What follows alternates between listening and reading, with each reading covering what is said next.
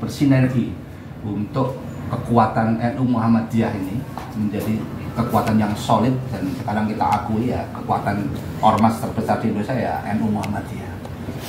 Artinya mungkin nggak ada NU. Ini berarti sebenarnya menandakan bukan berarti tidak ada anak muda yang tidak mau ke masjid, tapi sebenarnya masjidnya tidak mau fasilitasi untuk anak muda. Itu yang terjadi. Oke.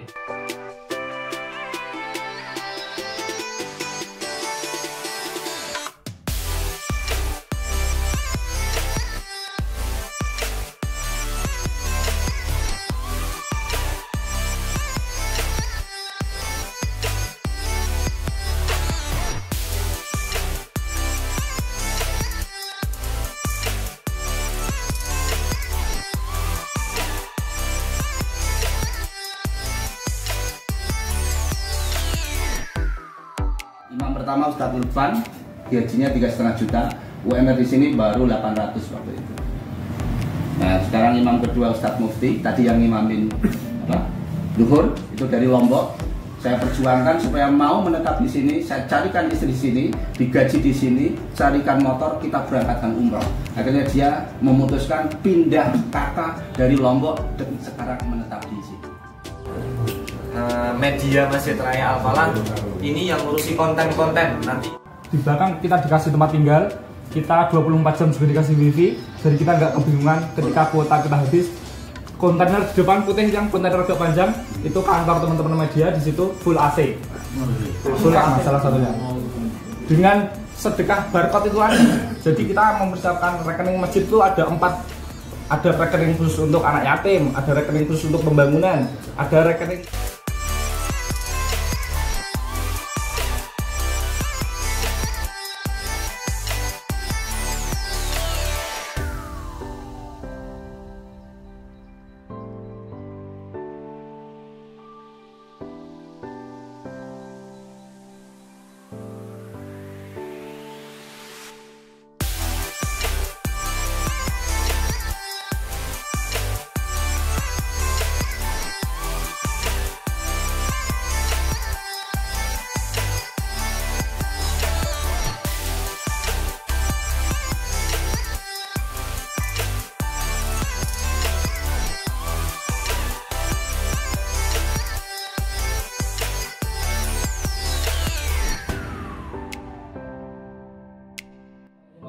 Untuk khawatir itu mengalahkan 99 janji Allah yang memberikan kecukupan, gitu ya, mencukupi. Nah maka yang penting tadi terkait dengan ilmu ya, kami punya ustadz-ustadz yang akhirnya membimbing kami mengilmui. Memang urusan dakwah ini kita harus paham fikih dakwah, sehingga paham bahwa dakwah itu punya resiko, bahwa ini ya lorong gelap, ujungnya belum kelihatan, jurangnya banyak, setannya banyak, nggak banyak peminatnya, mungkin banyak musuhnya, banyak intriknya, tapi no problem karena ini dakwah adalah jalan Nabi dan Rasul. Maka kita pilih bukan untuk nanti dapetin kemenangannya, tapi apa, untuk mati dalam jalan dakwah ini. Maka saya sampaikan ada 4 resiko dakwah. Yang pertama diusir, kan itu. Kalau kita dakwah masyarakat itu tidak suka, kita diusir, kan itu. Yang kedua di penjara, yang ketiga dibunuh. Tapi mungkin kita tidak sampai selevel itu ujiannya kita, karena itu ujian orang-orang yang udah imannya kuat lah, Nabi dan Rasul, para ulama-ulama salafus saleh dan sebagainya. Tapi hati-hati, ini ada satu lagi resiko yang kebanyakan itu orang kena akhirnya keluar dari dakwah. Apa? Dibeli. Saat dakwah kita dibeli dengan kepentingan kita, dibeli dengan kekhawatiran kita, dibeli dengan ketakutan-ketakutan, nanti duitnya dari mana, nanti ininya dari mana, nanti ininya dari mana. Ini yang bikin bahasanya apa ya? Ya siap-siaplah untuk kemudian nggak dapat apa-apa dalam dakwah. Karena dalam yaksaillah tadi, tidak menempatkan diri bahwa kita itu sebenarnya cuma budak kok. Kalau budak ngapain kita terlalu banyak bertanya kepada yang ngasih kerjaan, maksudnya kan gitu. Maka tugas kita adalah ranahnya kita saja, ranahnya kita apa? Ikhtiar, doa, tawakal, udah. Selebihnya qadanya Allah itu jangan pernah kita pertanyakan. Kok gini tuh Allah, kok enggak, kok gini. Jadi bergembiralah dengan apa yang menjadi planningnya Allah, karena Allah itu sutradara terbaik. Planning kita digagalkan sama Allah, berarti ada sutradara yang lagi siapkan planning yang lebih baik dari kita. Jadi itu kita husnudon.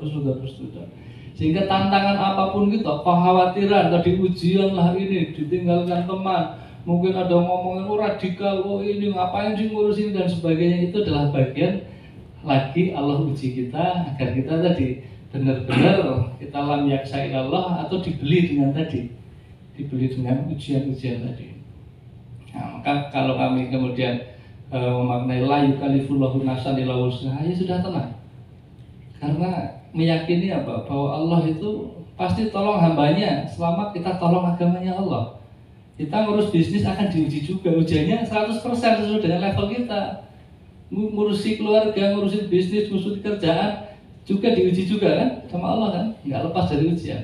Maka kami memilih untuk diuji dalam dakwah yang bisa diprediksi ujiannya malah gitu loh ya. Diuji sama keluarga tiba-tiba ditinggal anak meninggal, kaget lah kita ya gitu. Maka kami meyakini bahwa ujian ketika memilih ujian dalam dakwah, Allah bilang apa? Intan surullah yansurkum. Aku akan tolong kau walau kau menolong agamanya Allah.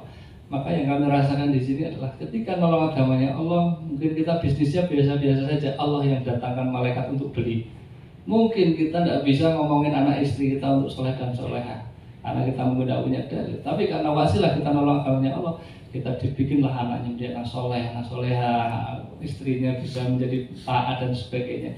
Itu yang kami rasakan. Karena Allah maha kasihan sama kita, sudah berpayah-payah dalam urusan dakwah, kasihanlah bisnisnya tak beresin, kasihanlah urusannya ini tak selesaikan. Kami meyakini itu, maka berbahagia saja. Allah kemudian tidak melupakan ujian yang lebih besar dari itu. Jadi kekhawatiran terhadap goncangan-goncangan pasti datang dan itu muncul semakin lama tambah gede, ada gede. Karena itulah habit dakwah. Kalau kita memahami fikihnya dakwah, ya jadi enak saja. Oh begitu, ini polanya Allah lagi kasih ujian biar kita naik derajat. Oh ini polanya Allah dibikin kekhawatiran, mau didatangkan ini dari rezeki yang layak tasib kan gitu. Oh ini dan sebagainya. Nah ini jadi udah hidup tenang, itu hidup di keyakinan atas janji-janjinya Allah. Itu yang kami lakukan. Kalau tadi gimana menghadapinya, ya tadi ini khusnudzon saja. Karena kita tidak mampu kok, yang ngasih ujian siapa? Allah. Yang bisa menyelesaikan siapa? Allah. Ibarat kita jalan di lorong sempit seperti ini, kalau ada anjing hurdle-nya, kita mau lewat, apakah mau melempari hurdle? Bisa dikejar hurdle. Kita cari jalan lain, kalau nggak ada jalan lain gimana? Kalau kita lewati saja, kalau digigit gimana? Kan cara paling gampang ada. Cari siapa yang punya anjing itu, ngomong sama yang punya. Tolong Pak, mau lewat, anjingnya tolong disingkirkan. Oh ya, siap. Kita lewat, gampang kan itu. Tapi terkadang kita sibuk untuk cari solusi sebagai pemikiran kita, tapi kita lupa datengin yang punya solusi, datengin yang punya masalah. Itu apa konsep kami gitu. Maka di tempat kami urusan tadi operasional berapa banyak, memang 400 juta, 600 juta per bulan. Kami dengan khusnudzon saja. Kalau kita mikirin ini dari bisnis kita, bisnis yang dari mana ini dapetin sekian kan gitu kan, di luar kejangkauan kita. Terus ini kalau harus dapetin dari donatur gini, waduh kita kan belum nggak bisa untuk fundraising dan sebagainya. Nah kita cuma lakuin saja, kita yakin bahwa Allah rezeki itu macam-macam, ada yang diikhtiarkan, kami ikhtiar, bikin merchandise, bikin peci, bikin baju dijual, ada tokonya gitu ya. Terus melayani donatur, kami pun ada adminnya, yang siapa yang mau kasih donasi dan sebagainya yang kami salurkan. Kami punya baitul malnya ya untuk mendatangkan mengelola donasinya tadi untuk kemudian disalurkan. Itu bagian ikhtiar, tapi yang kami lebih kejar adalah yang layak tasib. Terkadang ada yang datang orang tahu-tahu ngasih 150 juta, ngasih 300 juta. Ini orang kenal enggak, tiba-tiba duit masuk, ada transfer. Nah ini yang layak tasib, ini yang kita kejar. Nah, tasib berarti kadarnya adalah apa? Yuk tingkatkan ketawa, kan kibarkan bendera sama Allah. Di mana? Di jam 3 sampai jam 6 pagi tadi itu. Untuk saat ketemu dengan Allah, itulah saat kita kemudian pasrah sama Allah. Kami punya redaksi doa yang dibaca setiap pagi dan sore hari. Seperti sekarang lagi zikir pagi dan petang itu kita baca doanya, yang lainnya mengaminkan. Doanya itu sama. Ya, sebenarnya pasrah, kita tidak punya kekuatan apapun kok. La haula wala quwata illa billah kan gitu. Bismillahirrahmanirrahim, sudah kan gitu.